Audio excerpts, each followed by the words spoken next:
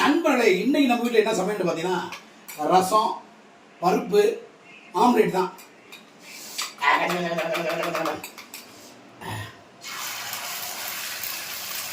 ஆஹா, தரமான ஆம்லேட்டுக்கு மதுரை மீசமணி வீட்டுக்கு வாங்க. பார்த்தீங்கன்னா ரசம், பருப்பு ரசம் நண்பர்களே.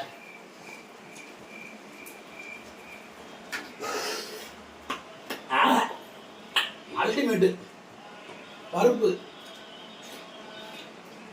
ஆஹா, செம்ம டேஸ்ட் நண்பர்களே. சீரக பொடி, பெப்பர், செம்ம டக்கரு.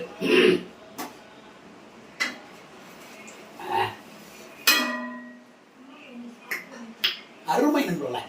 தரமான சமையலுக்கு மதுரை மீசமணி வீட்டுக்கு வாங்க, சாப்பிடுங்க, போங்க.